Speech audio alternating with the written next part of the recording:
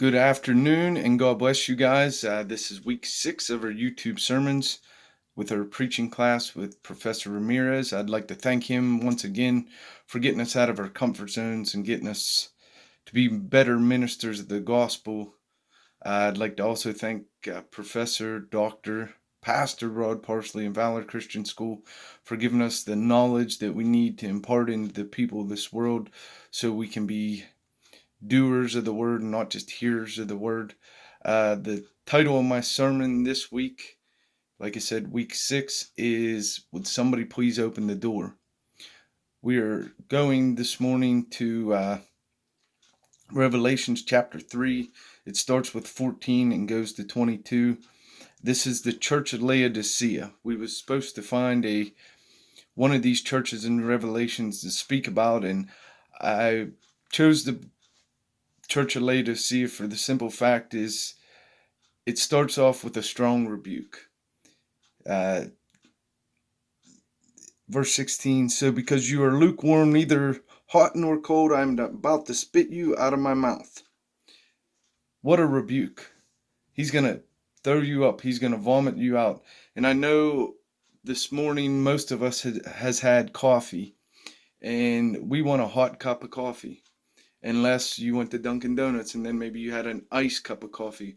But you don't get a lukewarm cup of coffee. You either buy a hot one or a cold one. And Jesus is coming to these guys with a straight rebuke. You're neither hot nor cold.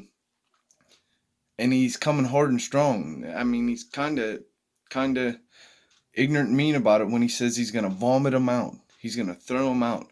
But what I love about this text in the church of Laodicea is how he comes about and he says that he's going to give them wealth. These people worried about money. But he was going to give them a gold that was refined in a fire. He was going to give them a coat. See, a lot of us here at wintertime, we need a coat. But what's so amazing about the church of Laodicea, they dealt with fabrics and things like that. So they wanted to be the best. They wanted to be the top of the line in coats. But God's going to give them a coat. And the last one that I found pretty interesting here was he was going to give them a salve for their eyes. If you go to verse 18, it says, "And salve to put on your eyes so you can see." What we don't understand is Laodicea had a wonderful eye salve at the time. And the greatest eye salve that I've ever taken and put on my eyes was the Holy Ghost eye salve. The spiritual eye salve that Jesus gave me a right to have at the cross. He gave me a right to have that at the cross so I can spiritually see. I can see now the things that I never have before. And like I said, it starts with a strong rebuke, but he ends this with verse 19. Those who I love, I rebuke and discipline. He loves us. The rebuke was out of love. The rebuke wasn't out of he hates us, he's mad at us, he's up there about to thump us. He loves us enough to say, hey, get off of where you was at and go to where you need to be. A lot of us try to stay in the same place, same actions, same attitude for years, where we have to be constantly cognizant of the times and the places and who we are. We got to let us be in a refining fire and let us do what we got to do. And Jesus comes along and says, I'm standing at the door and I'm knocking. He's there knocking on the door, hoping that you will open it up. And this isn't for the person that hasn't gave their life to God.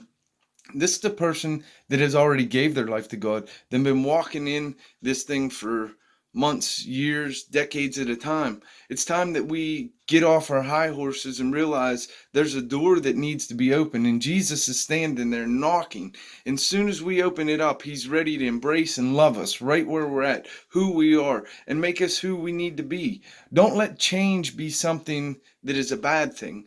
Let the change in the rebuke, the strong rebuke from Jesus, be a helping hand to get you to where you need to be.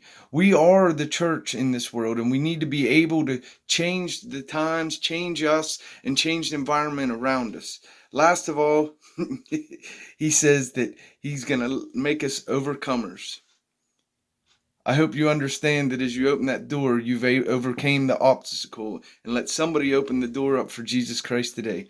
Thank you. Thank you, Professor Ramirez. God bless you. Light on the Hill Outreach Church.